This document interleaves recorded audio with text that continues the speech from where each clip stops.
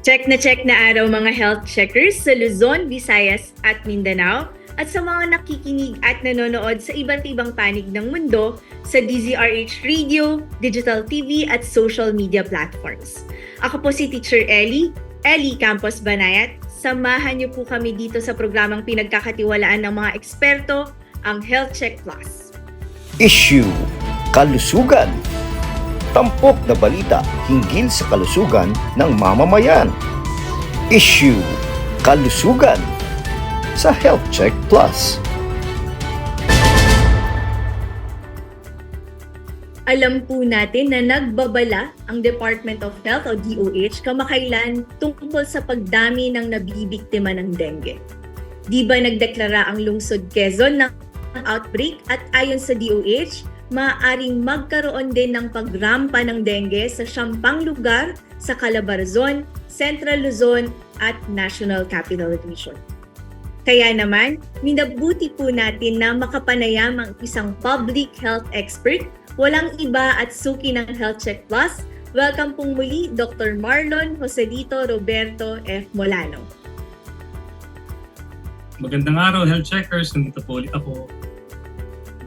Doc Biboy, salamat po sa pagpapaunlak ng aming imbitasyon. No? So si Doc Biboy po ay isang Medical Officer 3 sa Quezon City Health Department at siyang nangangasiwa sa pangkalusugang pangangailangan ng mga taga Quezon City.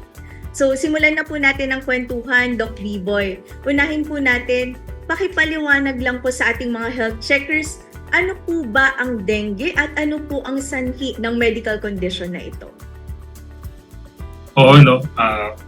As you may all know, lahat ng nagkakitig natin ngayon na nag-declare na si Mayor Jerry Belmonte ng dengue outbreak para tumaas pa ang kaalaman ng bawat mamamayan tungkol sa dengue at kung paano ito naiiwasan. So ang dengue, isa siyang viral infection. Yun ang pangit sa kanya, isa siyang virus kung saan natatransmit ito sa isang tao papunta sa isang tao kapag nakagat yung tao na yun ng isang infected na lamok. At yung lamok na yun, tinatawag natin Aedes aegypti na lamok. Madali lang siyang i-identify sa komunidad natin. Maitim siya na lamok na mayroong puting guhit. So kapag nakagat ka nito, around 1 to 7 or around 1 to 10 days, pwede magkaroon ng sintomas tulad ng paglalagnat, masakit ang ulo, masakit ang likod ng mata, panghihina, masakit ang kalagnat, pwede magsusuka o nagtatay. Ito yung mga possible na pwedeng sintomas na maramdaman. Pero ang pangit po kasi dito kapag lumala po ang sintomas ng dengue. Ito po yung mga dengue na kailangan ng admitting sa hospital. Yeah. Alam niyo po, alam ng ating mga health checkers no, or familiar sila na ito, Doc Biboy, nabanggit ninyo na ito ay pwedeng matransmit ng ating mga lamok. No? Doc Biboy, kailangan po ba na merong kagat ng lamok o may marka na kailangan nating tignan o hanapin sa isang taong maaaring may dengue? Mahirap yun. Mahirap na sagot yun. Kasi first and foremost, may mga ibang tao na kapag nakagat ng lamok, hindi lahat same yung reactions ng balat natin sa bawat kagat ng lamok. May mga tao na wala lang sa kanila, may mga tao na grabe magkaroon ng physical bumps doon sa mga balat nila. So, we can never really tell kung nakagat ako na lamok, baka magka-dengue ako. Ang importante dito, alam niyo po na paano natin may iwasan in the near future yung pagkahagat ulit ng lamok na ito. Alam natin yung itsura ng lamok, which is sinabi mo kanina, dapat maitim siya, na mayroong mga guhit-guhit na puti. Tapos, alam natin kung paano natin sila may iwasan sa mga susunod na araw. Like for example, kailangan natin sundin yung mga 5S kontra dengue, mga tipong gano'n. Magsusuot tayo ng mga mahabang manggas, so pwede tayo maglagay ng mga mosquito emollient sa ating mga balat. Marami po pala pwedeng gawin, Doc Biboy, no, para iwasan itong dengue na ito. Pero pag-uusapan pa po natin yan maya-maya. No?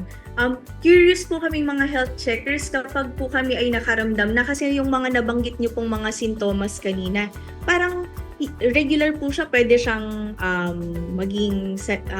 pwede siyang ma-feel ng isang may iba pang sakit liban sa dengue, no? So, yung mga nabanggit po natin kanina. So, kailan po ba dapat nagpapakonsulta ang isang taong halimbawa po na nakaramdam ng mga sintomas na nabanggit natin kanina? Yes, that's a good question, no? Kasi ang tanong dyan, parang pareho lang siya sa presentation ng mga ibang sakit. Pero ang importante po kasi recognition ng mga simptomas na to.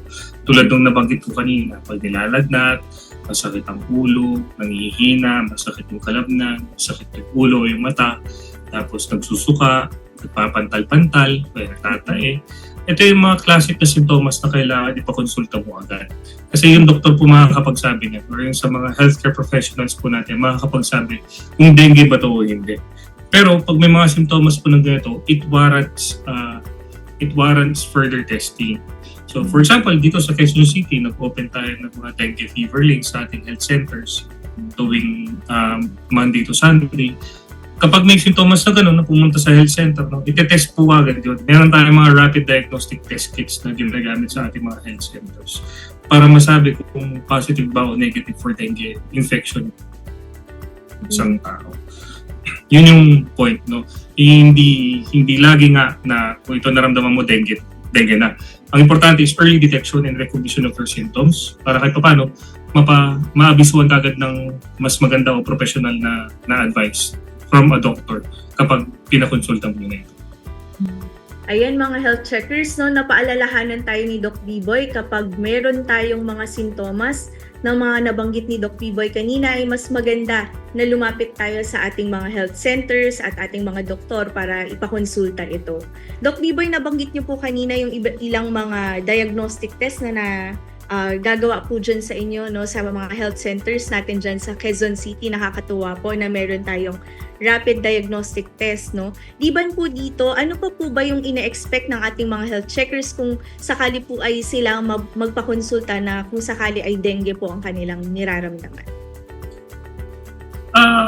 Basically, sasabihin naman namin kagad doon kung natesta natin.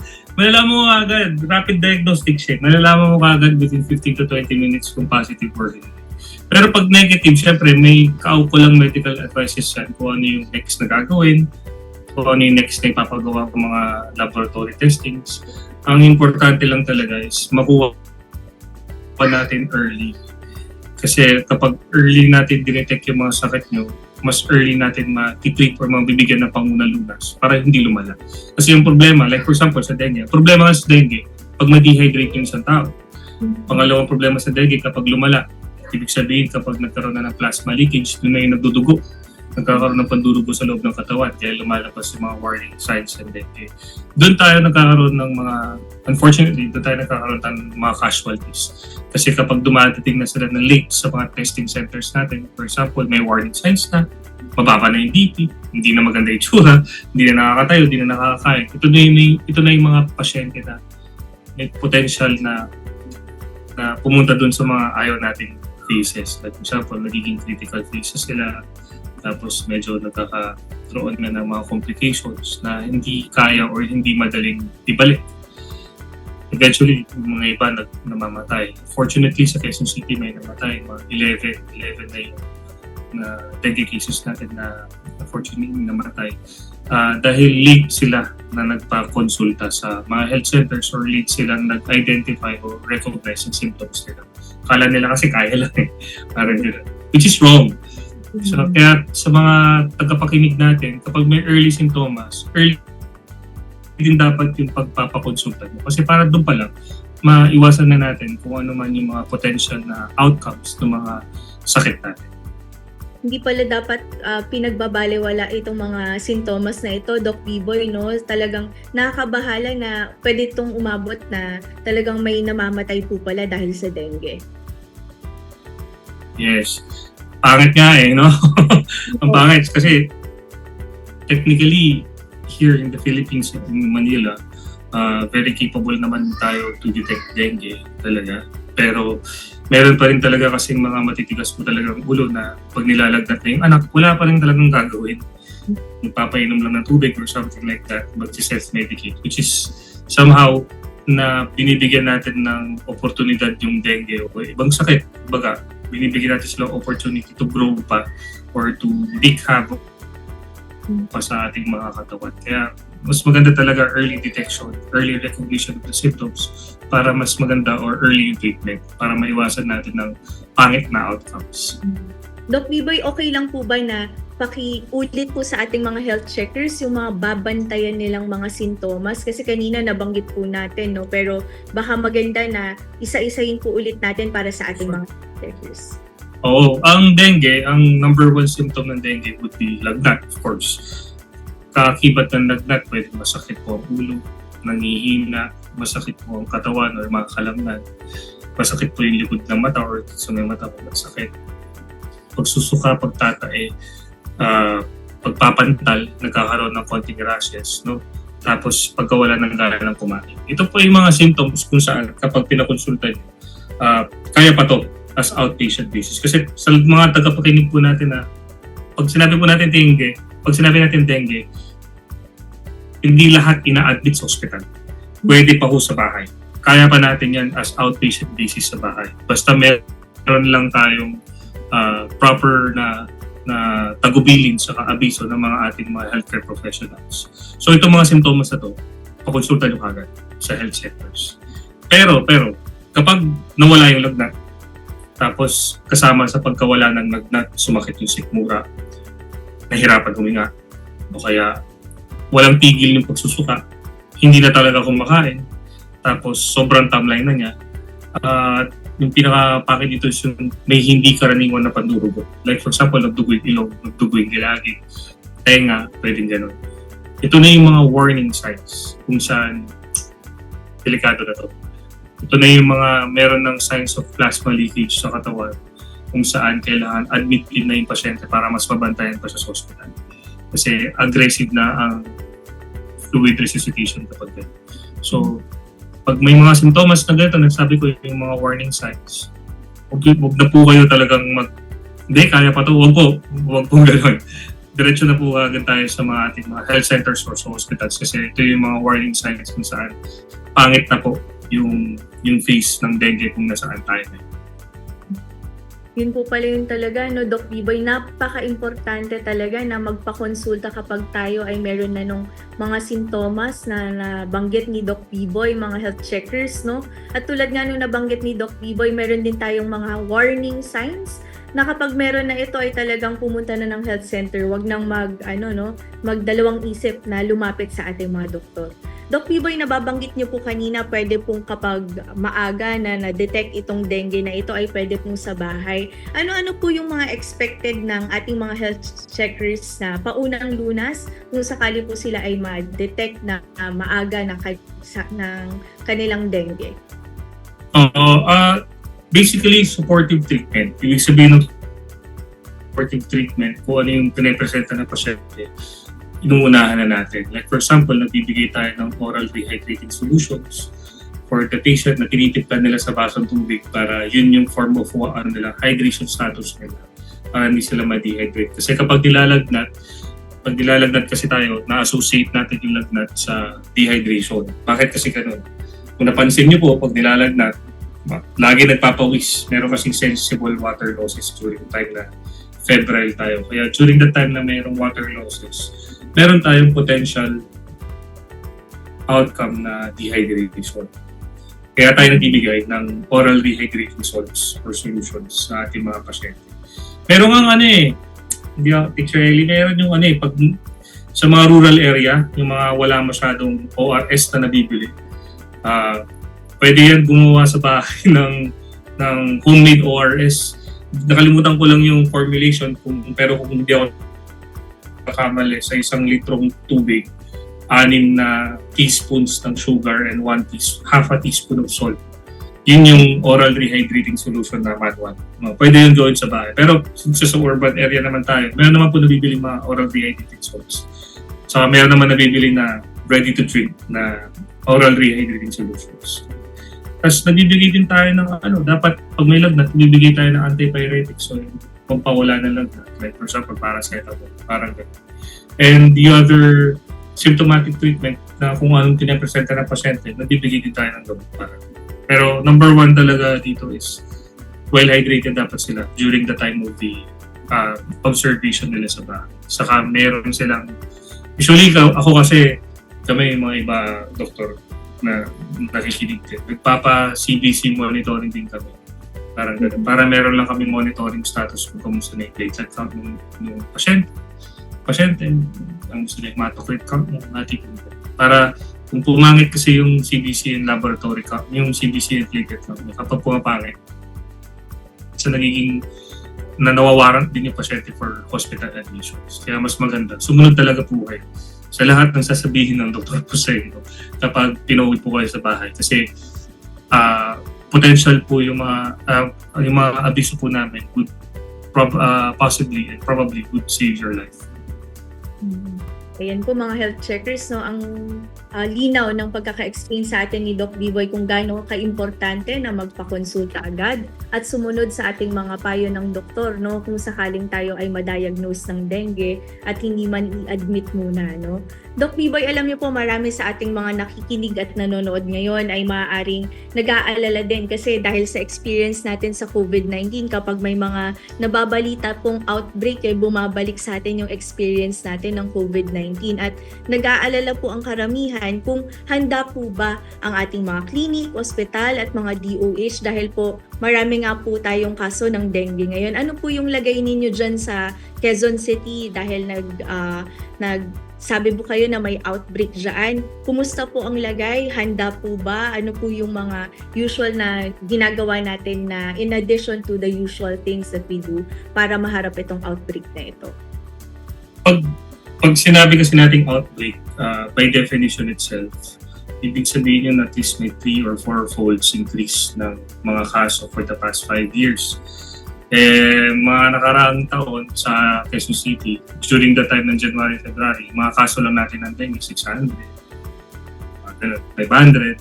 Ngayon po kasi, before yung nag-declare tayo ng outbreak, umabot po ng 1,700 cases yung nakita natin for the span of 2 months. Tapos, aside from that, yung time na yun, 10 na yung namatay, secondary to dengue.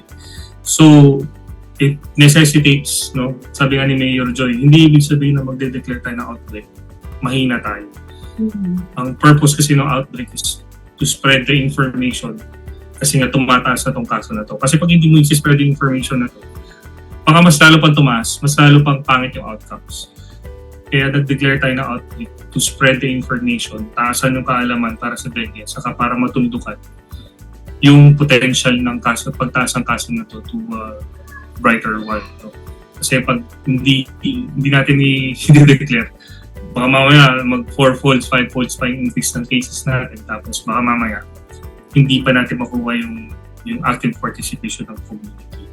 So, sa Quezon City, currently, we have 2,700 cases as of February 26. 2,700 cases sa tayo ng dengue. Around 45 or 58, around 58% ng mga cases natin is nakita natin sa ages 5 to 90 years old, which is 5 to 70 years old, which is school-age children. Kung tatanungin niyo ako, kamusta naman ba Quezon City, kamusta naman ang mga health centers natin? Bukas po ang health centers natin, Monday to Sunday, 8 to 5 p.m. At nabibigay po kami ng more importance to dengue fever-laden patients muna for the meantime. Pag nilalagnat, test agad, parang gano'n.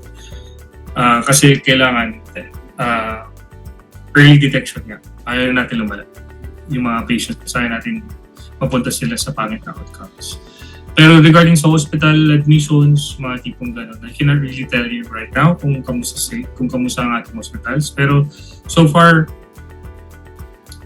naman, yung sinabi ko, kung ma-detect ng early kasi ng dengue, hindi lahat ng dengue ina-admit, no? Pwede sa bahay. So, hindi ko masasabi sa inyo or I cannot really fully disclose kung kamusta po hospitals natin yet because they're appropriate persons to really tell us what's the status of our hospitals right now. Pero yun nga, ang pangit po kasi hindi lang po tayo sa Quezon City mataas ang kaso.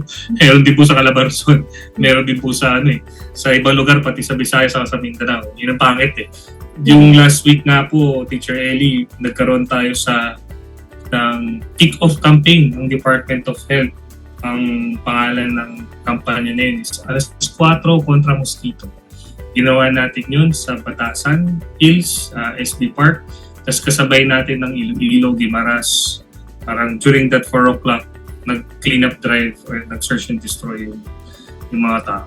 Parang gano'n. So, it's one way of it's one way of actually telling everybody that we have a problem. And it's one way of telling everybody na, uy, tulong ka. Kasi malaki yung partisipasyon mo para dito. Napakaganda naman po ng inyong mga initiatives dyan sa Quezon City, Doc Biboy, no, nakakatuwa at maganda na ang DOH natin ay nagpakalat na nitong programang ito, no, sa lahat ng ating LGUs. So, nabanggit nyo nga po na marami kayong mga initiatives dyan sa Quezon City. Liban po dun sa dengue fever lanes na nabanggit ninyo, meron pa po bang iba pang mga initiatives dyan sa Quezon City para po harapin ang dengue outbreak at iwasan pa ang paglaganap ng dengue sa lungsod? Oo, nagfo-focus tayo ngayon sa mga scientific based saka yung mga interventions kung saan subok na, like dengue spraying and fogging, search and destroy, yung paghanap ng mga pwedeng pamugar na lamok tapos tatapon or lilinisin. Tapos nagpo-focus din tayo dun sa health education, long-term health education talaga. Kasi kapag hindi natin tuturo dun sa mga tao, potentially kasi magiging compliant lang. Kaya magiging non-compliant sila or magiging hindi sila maalam sa dengue. So every day we're doing pre-clinic lectures sa ating mga health centers. Nagsiset up tayo ng mga dengue forums sa ating mga barangays. Nagkakaroon tayo ng consultative meeting with the barangays para matuldukan itong dengue na ito. Doon muna kami nag-focus, no? Kasi yun yung scientific base na kasi siya. Kailangan lang talagang i-include mo yung mga participation ng community in this fight. Kasi, syempre, sino ba naman yung nasa bahay, sa community, yung mga nagkakalat, di ba? Hindi lang naman kailangan lahat talaga involved dito at may participation dito sa laban.